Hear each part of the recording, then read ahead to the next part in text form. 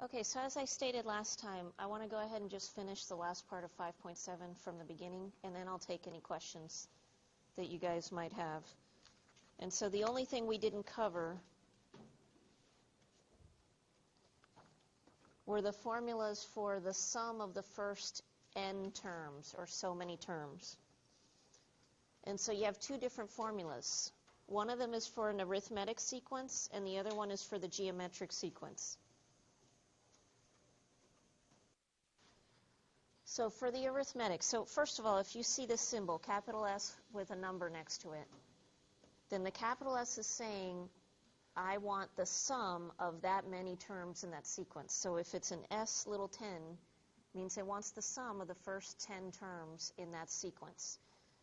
So for an arithmetic sequence, whatever that number is, the n, you take the n divided by 2, and you multiply that times the first term and the last term. So if it's the first 10 terms, you need to find the 10th term and the first term. You add them together and you multiply it times that fraction. For the geometric sequence, you just need the first term and the common ratio.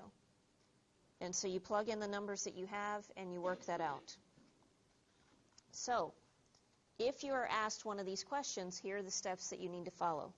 The first thing you have to do is you have to look at the sequence and determine whether the sequence is arithmetic or geometric. It doesn't come out and tell you that. You look at the sequence, first determine whether the sequence is arithmetic or geometric. Once you do that, then you know which formula you're going to use. So step 2, then find the sum of the requested amount of terms. Let me add using the appropriate formula. For some reason, they chose to not list these formulas in the actual section of the book. They're listed with the homework problems. So if you're ever going into your textbook trying to find these formulas, they are on page 330 in the textbook. Now, when you're working in my math lab, then these formulas will appear in the problem that you're working when you're doing the homework. Okay, so let's take a look at this example here at the bottom.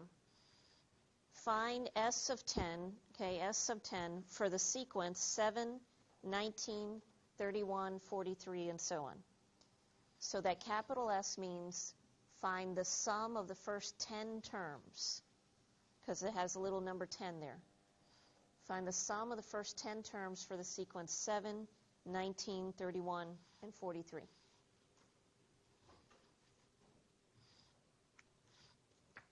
All right, so first of all, somebody raise your hand to tell me whether this is arithmetic or geometric. Yes, sir. Okay, arithmetic, and why? Why do you feel that? Okay, so you see that there's a common difference of 12. You're adding 12 to the previous number to get the next, okay? So, and you can always test this. You can say, okay, well, let me check. D means let me take the second one minus the first, giving a 12. And then let me double check. Does 19 plus 12 equal 31? Yes. And does 31 plus 12 equal 43? Yes. Okay, so you can always just double check. If I subtract the first two terms, is that a number that I'm adding to each one? If not, then you can find the R, 19 divided by 7, and you would find that you're not multiplying by that fraction to get the next one. Okay, you can always, test that. So this does not work. It's a D. So because this is an arithmetic sequence, I'm looking at this formula here. All right, so it's arithmetic.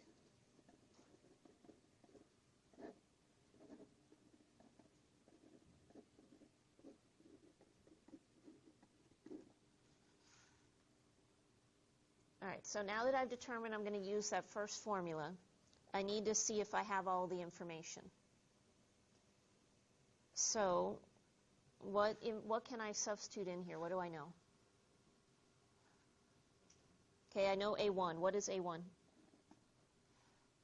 7, good, because A1 is that first term, 7. Okay, what else do I know?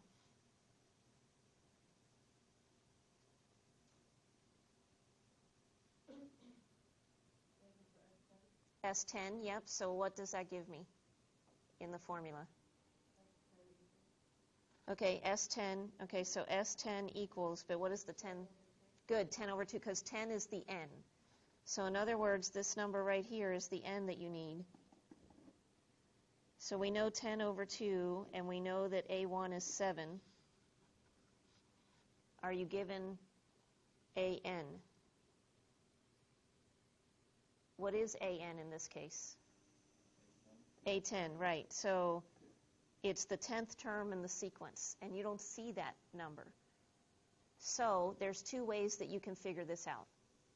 You could continue and say plus 12, plus 12, plus 12, plus 12, plus 12 until you get to the 10th term. Or you could also remember that you have a formula to find AN. Does anybody remember what that formula is for the arithmetic sequence? The general term? Formula for the general term of an arithmetic sequence.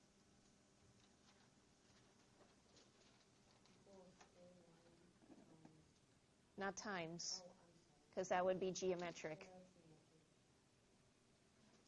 Plus, okay, n minus 1 in parentheses, times d, yeah. Okay, so you do have this formula that you could use that formula temporarily to get that missing A10. So we're looking for A10. We already know that A1 is 7. We know that n is 10. And then we also figured out that d was 12, okay, because we looked at that in the beginning. So then 10 minus 1 is 9. And now 9 times 12.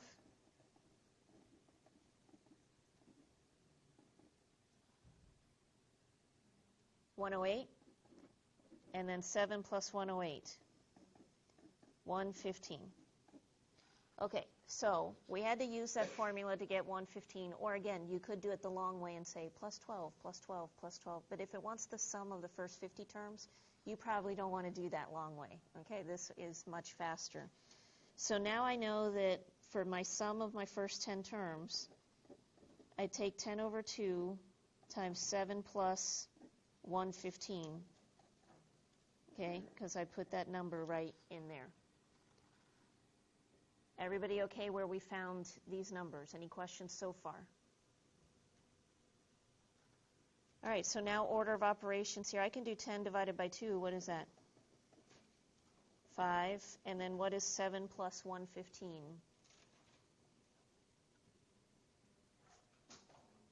122. Everybody agree? Because I see a lot of calculators out and I don't have one, so I want to make sure. All right, and then 5 times 122?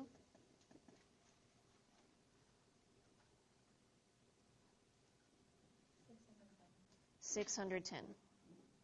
Okay, everybody concur? All right, so this is what this means.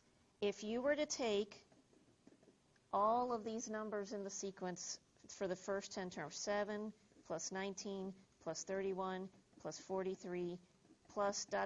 all those numbers in between, plus the very last one, 115, it should equal 610. So that's what the formula is telling you. That when you add up all of those first 10 terms, you should get 610.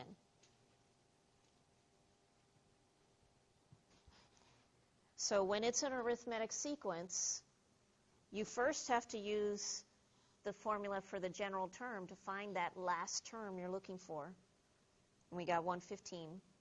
Then you plug in what else you know into the formula, and you work out the formula to get your answer. Any questions on the arithmetic sequence?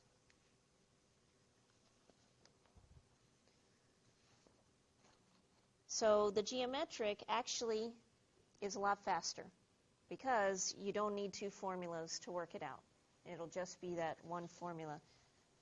So looking at this one, find the sum of the first 8 terms for the sequence 4, negative 12, 36, negative 108, and so on. So again, looking at these steps, here, let me slide this down here.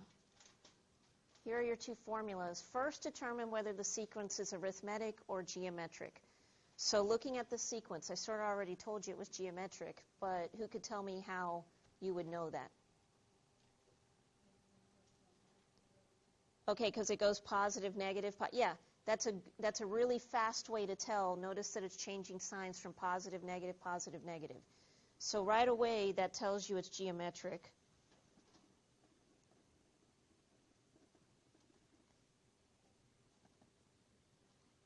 So the signs change for each term. So you know it's geometric because the signs are changing for each term. That means you're using this formula right here. So I'm going to write that down. The sum of the first n terms is a1 times 1 minus r to the n, and the whole thing is over 1 minus r. Okay. So in order for this formula, first we need to know what n is. What is n in this case? 8, because you are looking for the sum of the first 8 terms. And then a1, 4, because that is the first term in our sequence. And then what else do we need? R. And so R is the common ratio. Okay, -3. Good, because you're multiplying each term by -3. Okay, times a -3, times a -3, times a -3. Now, if you're not good at visualizing that, remember the shortcut is to, or the formula I should say, is take the second term and divide it by the first term. And then -12 divided by 4 is -3. So you can identify it that way.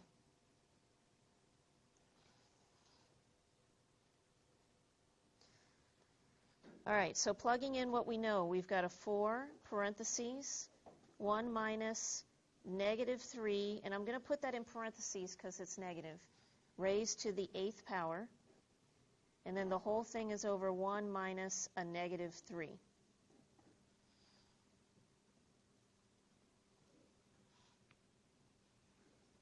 Everybody okay where all these numbers came from?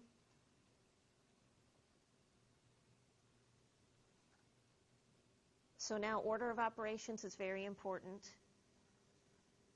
We need to do what's inside of our parentheses first, but inside the parentheses, notice that we have exponents. Now again, if you have a fancy calculator, you could put this all in at once into your calculator, but a lot of you don't, so I'm going to just show you the step-by-step way to do this. So first you need to figure out -3 raised to the 8th. Now, you could know what if it's going to be a positive or a negative. Is -3 raised to the 8th positive or negative? Positive because? Even exponent, good. So this even exponent tells us that it's positive because there's going to be an even amount of negative signs being multiplied there. So that'll give you a positive number.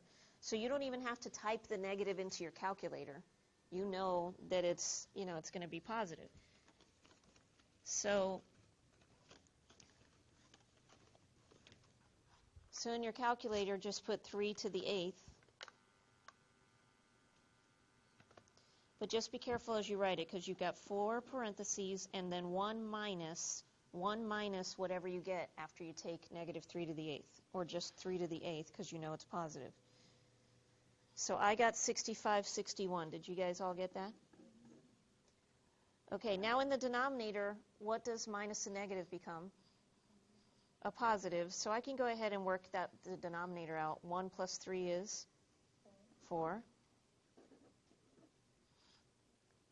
So now inside parentheses, 1 minus 6561. Careful with the sign. Good, it should be a negative because, right, the bigger number is negative here. So it's a negative 6560.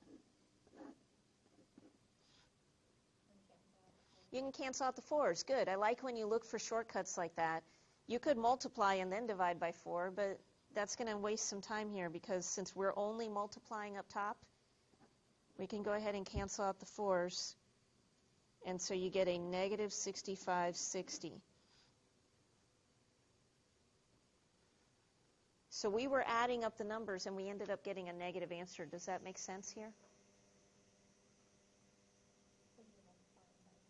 Yeah, I mean, if you look at the nature of the numbers, notice that some of them are negative and some of them are positive. So it just turns out that you have, you had more of the negative amount than you did a positive. So when you added up the first 8 terms in the sequence, you get a negative amount.